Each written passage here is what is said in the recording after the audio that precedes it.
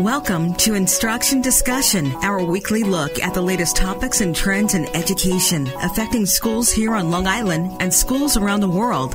Whether you're a teacher, parent, or student, listen for tips and strategies to help you navigate the educational landscape. There's a bell. It's time to start today's Instruction Discussion on the voice of Nassau Community College, 90.3 WHPC. Hello, I'm Kevin Boston Hill, and welcome to Instruction Discussion, where each week we will examine a recent trend or development in education and its impact on Long Island. Ask the typical student what subject they dread the most, and the answer you hear most often is math. Many people consider themselves math-phobic, and that was before the pandemic and remote learning. Because of COVID-19, students are more than a half grade level behind in math skills. This deficit, left uncorrected, can have important repercussions in the future. In fact, 1 in 3 American adults haven't mastered 4th grade math, leaving them at a disadvantage when making important day-to-day decisions. Well, what can be done to correct this situation? The BedTime Math Foundation has launched Be Part of the Equation, a nationwide campaign that awakens parents to the ongoing math education crisis affecting the next generation. This campaign builds on research showing that parents who spend a few minutes each week doing math with their child can drive dramatic and sustainable results. To further discuss the goals of this campaign, as well as other resources to support families and teachers with math education, today we welcome Laura Overdeck, president and founder of BedTime Math.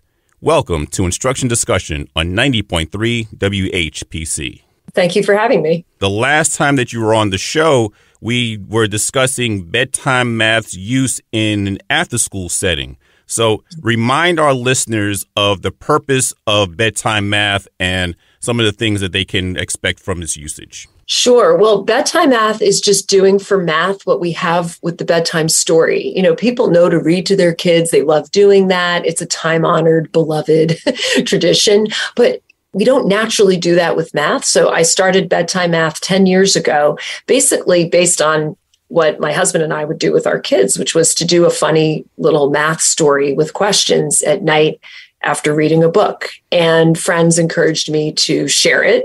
And once we did, there was a real hunger for it. And in fact, when the pandemic hit, we were swamped with traffic because all of a sudden, all these kids were home and parents wanted them to continue their learning in some way.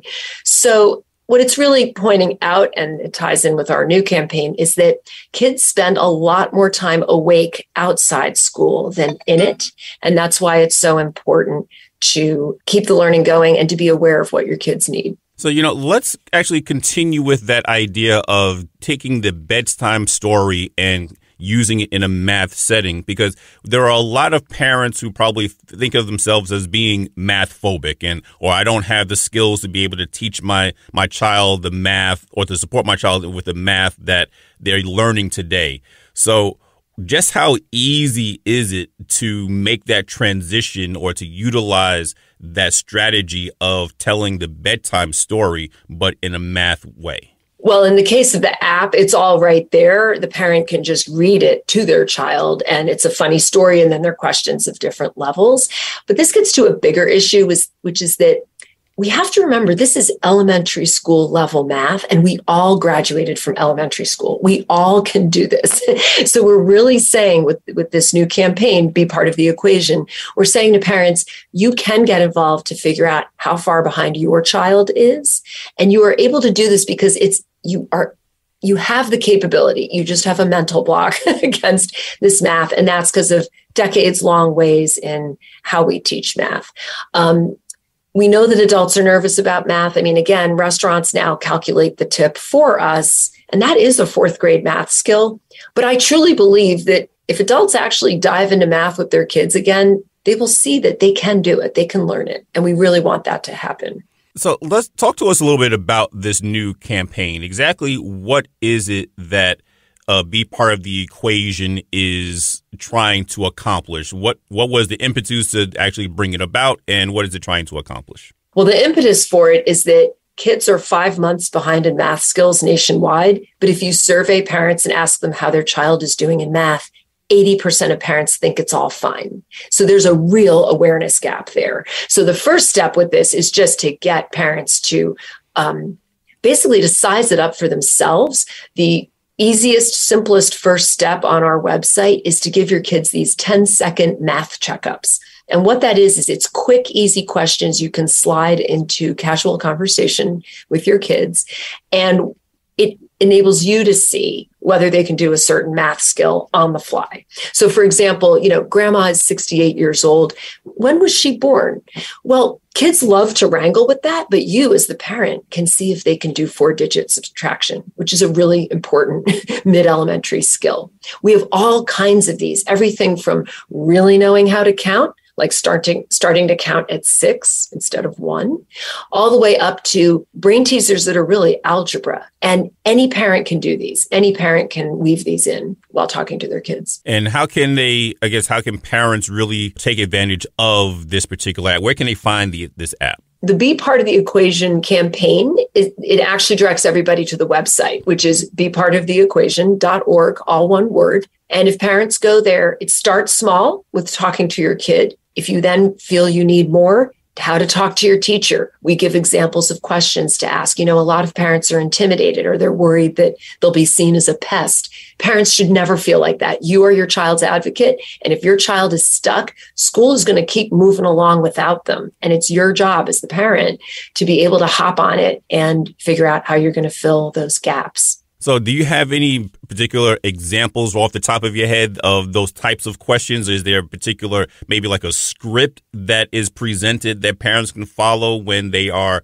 to ask those particular questions when they get together with those teachers? Yes, we're very specific. So one thing, and all the resources are there, is to encourage parents to ask their school what curriculum is used, because there are a lot of math curricula out there published by big publishers. Some of them are good and have research behind them, but some of them are really not good. They're dry. They don't cover enough material in 1 year. They are not straightforward. They have complicated ways of doing things. I mean, there are all kinds of things that can go wrong with math curricula, and kids suffer through that. So we have a link where you can go to a fellow, a partner, edreports.org, which for years has basically had teachers review curricula and rate them. And you can see whether your school is using a good one. And parents should speak up if the school is not. So that's one example. Right. And I guess what would parents be able to do? What kind of power would parents really be able to have? Because I would imagine that parents would feel that, well, I put the education piece into the hands of the school. So what real power do I have to be able to influence the type of whatever curriculum the school is going to be running, especially if it's not a school that has or a community that has a very strong, a school board connection? Right. Well, I think that in some of these cases, the school just isn't aware of the research. So it doesn't take much to have change happen, because all it takes is a few parents pointing this out. And I think the school is going to say, oh, well, we don't want this then. Let's go find something better. I don't feel like this is something where it has to be controversial. It should be pretty straightforward. Another thing that we really encourage parents to do is to demand assessment. It is really important for us. What gets measured gets managed, right? To measure where kids are and what they know. We point out in this campaign that when you take your kid to the pediatrician, you want to know everything, right? You want to know everything that's ailing your child. You're never going to say, I don't want the bad news, just don't tell me. You would never say that, right? You want to diagnose and to heal. Math health is the exact same thing. And we as educators and parents have to have that mindset that is kid-centric. The kids are not stressed out by tests. When kids come into kindergarten, they don't know what a test is, right? It's the adults who are fretting about the tests because when they don't look good, everybody gets upset that it's going to reflect badly on them. We have to just shake that whole mindset. We're here to figure out what kids need. And parents can be a voice in that. It's amazing that you say that, because we know that children are very resilient and probably more resilient than we give them credit for. And like you said, it's the parents, it's the adults that really fret more about the results on exam scores than the kids do. But the kids end up seeing the worry on their parents' faces, right, and then they absorb all that and they take on that responsibility themselves as well. So I think that's where their test anxiety comes from, looking at their parents and other people. Right. And I want to point out two things here is that, first of all, teachers and parents have been working so hard. So you can understand why it's upsetting then when we don't see achievement for all our kids. And also the second point is that this is fixable. We're talking about elementary math here. This is fixable. People should not get upset if they see that kids have fallen behind. I mean, there shouldn't be despair. We can turn things around by having everybody, first of all, acknowledge how far behind we have fallen, and then say, you know what, maybe we shouldn't do school exactly as we've been doing it. Now is the time to innovate and to think bigger about how to close this gap. That's a topic for a whole other show that I'm going to try to get into at some point. But as far as just how do we revamp school altogether, because the way things are going right now, it doesn't seem to be helping every student. And I think that's the important thing that we need to think about. Well, that's right. And as far as how to revamp school, an obvious thing that has great research behind it is one-on-one tutoring or even one-on-4 tutoring in small groups. That does work. And you can really help kids break a log jam and get the learning flowing again.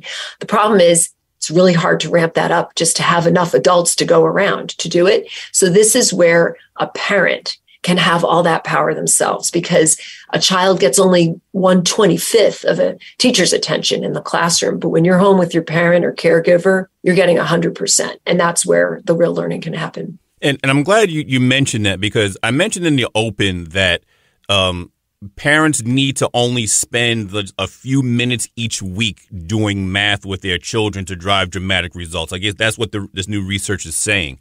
Does the research actually specify how much time and how much growth will be experienced, or how much time the parents need to spend?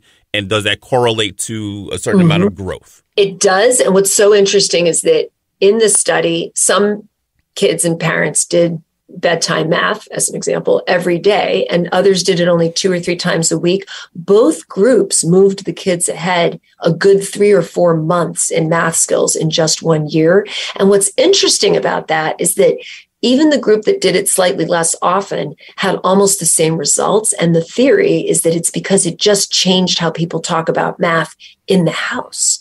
So many adults say, oh, I'm not good at math, or I don't want to look at your homework, or don't worry about that, you're not going to use it in real life. We have to stop that, right? Like, we all have to stop talking like that. And with this app and other, resources that are out there too, people, the adults start talking about it differently. They become a good role model for their kid with math. Like, you know what? Even when I'm stuck, I'm going to try to figure it out.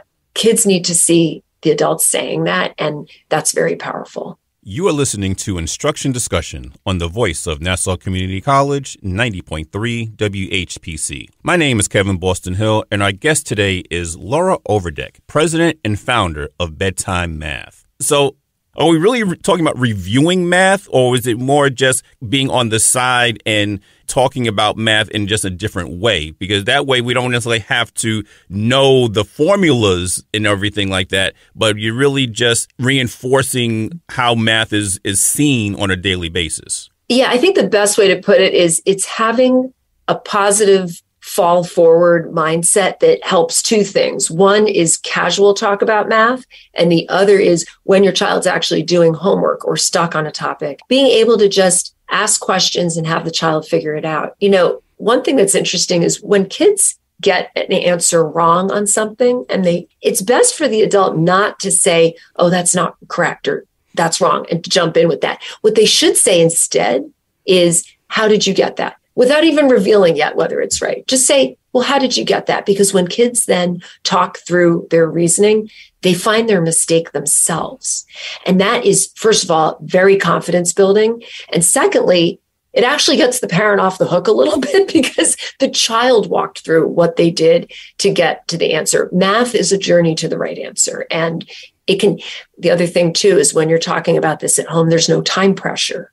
In school, it's chop, chop, chapter 2. We're doing chapter 3 tomorrow. Everybody's marched through it. At home, you can sit and explore and relax and have a better conversation. And you when you mentioned about the asking of the different questions and just kind of to get to the right answer, it reminded me of Carol Dweck, and who has the idea of growth mindset, having a growth mindset. And that's kind of what we're trying to reinforce with our students, with our children, is to develop that grit among them and within them, so that they won't stop at the first obstacle, that they will start to ask those questions of themselves and say, okay, where did I go wrong, and what can I have done differently, and what needs to be done next? And so that they will come, like you said, they will discover those answers themselves. They will slow down in order to speed up. That's right. And one thing that also increases that motivation and that perseverance is remembering that math is really important to real life. Unfortunately, a lot of students, and sometimes even their parents, say, well, that's just math class. You don't need this in real life. I don't use math in real life. We hear people say stuff like that.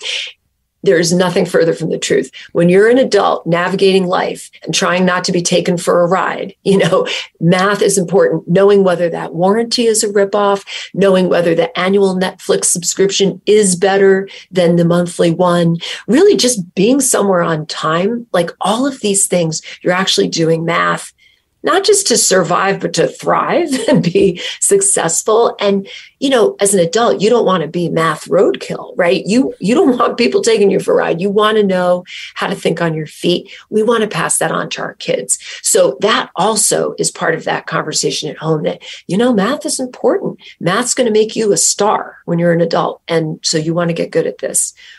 And what were some of because I know some of this came from the research that was done. So what was some of that recent research that talks to the importance of math? I know I mentioned about how there's 1 in 3 Americans, adults who struggle with 4th grade math. Is there any other research that's out there that tells us how what students need to know now will impact them in the future? Well, there's a lot of research out there in general just about parents' impact on their child's view of math, teachers' impact on it. It is very important for children to hear that both at school and at home. If, for instance, one study showed that if one or the other is lagging, the student pays the price for that. There are a lot of studies, unfortunately, showing that as students get older and age through, middle school and high school, that they find school less and less relevant, which is just terrible because the material is actually getting more interesting as you get older. These are Gallup polls that have been done occasionally over the years. And that means we're failing somehow to message, because we know that you use math, not just in high-tech jobs, but just everybody uses it in real life. And I think going back to how do we fix education, one of the problems that we have with education is that every subject is taught in a silo. So there's you have a specific time of the day where you learn math, and a specific time of the day where you do ELA, a specific time when you do social studies and science. Well, we know that's not how things work in the real world. Everything is mushed together. And so you never know what skill you're going to need at what particular juncture. That's right. In a way, when we silo things like that, we're snipping all the strings that tie these subjects to each other. And that makes it drier and makes it seem less relevant to anything else. Everything becomes very sterilized and in these silos. And that's one big thing. That's a whole conversation of its own, is how do you do really great multidisciplinary learning that nevertheless keeps the rigor and makes sure that kids are learning what they need to learn. An important example of this is just how math and spatial thinking, because spatial thinking is math, but a lot of the math class material is calculation. And there are a whole set of kids who actually have really wonderful natural spatial abilities that don't get tapped. I saw this myself with our after school club, Crazy Eights, which is another resource on this website. And this is a school in Philadelphia, and there was a kindergartner, who had not been doing well in school. But when his teacher had him come after school to Crazy Eights Club, there's a game called Super Cube Shuffle that we have with little red and white cubes where you match puzzles. This kid who'd been struggling in school flew through these puzzles and he beat out all the second graders. He did all the bonuses. And when his mom came and picked him up, the coach said, your kid is actually great at math. It's just not the math we're doing in school. If I can name one reform that would be so healthy for elementary school kids, it's to get more geometry in there because it taps a different part of the brain. It unleashes that success. And frankly, we need it because we need so many engineers, and our future engineers are not getting enough geometry in school. So let me ask you this. So I guess the bedtime math program is really geared towards elementary school, the lower level of math education, which is, of course, is important because the unique thing about math is it scaffolds a lot. So you need to, in order to get to the next level of math, you have to have a particular foundation and master the previous level. Not like the other subjects where you can pretty much jump in wherever and you're still going to get the gist of what's going on. Math, you really need to take that time to build block on block on block. That's right. So is there anything, though, with using bedtime math that may be going to expand out to middle school or maybe even support high school students in a certain way? Well, it's a great question. We get this question all the time from our fans saying, when are you going to do stuff for middle school? Well, what's happened is that with this slide and math skills, we have middle school and high school teachers actually coming to us asking for the elementary material because kids have these gaps. So we're upset that kids have slid that much. We're thrilled that teachers are recognizing that you have to weave some of that in. But beyond that, the Be Part of the Equation campaign that we're doing right now actually is K through 8. And so we do have resources that we can point parents to for that middle school content, including algebra. And one thing we point out is that actually anybody can do algebra. If you take a third grader and say, I'm thinking of a mystery number, I can't tell you what it is, but if you double it and add 5, you get 9. Kids are off and running and they will get the right answer. That is algebraic thinking. And it should sound familiar because you think like that in real life too. We solve for the unknown all the time. And that's why it's so important for kids to learn algebra. And I know there are arguments about this, but not only is it important to learn, but kids can learn it, and we should not give up on kids. They have built-in instincts to solve for the unknown, and we want to build that. So other than the Crazy Eights, what other types of programs are available for games that are available either for after-school use or even at-home use? So on the website, in the part about talking to your school, we give all kinds of things that parents can talk to their school about bringing in. So there are fabulous programs like First Robotics. They have all kinds of offerings for younger kids and middle school kids to build robots, and it uses math skills as well as engineering. A lot of those spatial skills, really fabulous. As far as resources to use if kids are stuck in math, Khan Academy, it's all free, and they have a video and a lesson and practice math on any topic you can think of, and so easy to jump right in on the specific thing your child needs. We list other after-school resources, other resources about education. We really want to give parents anything they need at this hub. And once again, what is the website that parents can go to and teachers as well? It's bepartoftheequation.org, all one word. And it, again, starts small, and parents can start with the talk to your kids section and then work their way up. How can a parent or even a teacher kind of work together to bring this program into their classroom, and how can it be married into the curriculum itself? Well, the program is really raising awareness of a lot of different pieces. And so the way this works is ideally parents start talking to the school together as a team about how we can do school differently and work in some of the things that we know are good for kids, but we have not had the will to do. So for instance, differentiated instruction. When you have a classroom of kids, they probably range a good 4 or 5 years in skills just in that one room. You know, there are a few kids who are flying ahead and are sitting through stuff they already know. There are a whole bunch of kids who are behind. There are some in the middle. And yet we give the same homework every night to everybody. And that's not right. There's, with all the debates about homework, I think everyone agrees that when you're learning a skill, you need to practice it if you're not strong at it yet. We see this with soccer players, kids who play musical instruments. We know you have to do your toe taps or play your scales. Math is the same way. But we also know that once you've mastered it, it doesn't make sense to keep pounding on it and not growing and advancing, right? Do we as adults practice our counting at night? No, because we know how to do it. So we shouldn't make kids do that. In the meantime, the kids who are behind, throwing that homework at them when they don't even have a toehold on how to do it is just painful and frustrating. And you're a kid only once. And we put so many kids through that suffering every day. Helping teachers figure out how to differentiate instruction so that they have small groups and different kids can be working exactly on what they need. That's what's needed. And it might mean finding another adult or two to be in the classroom. It's a community effort because teachers are already working really hard. No, you're right. They actually are working extremely hard, and kudos to all the teachers and the future teachers who are going to go into the profession.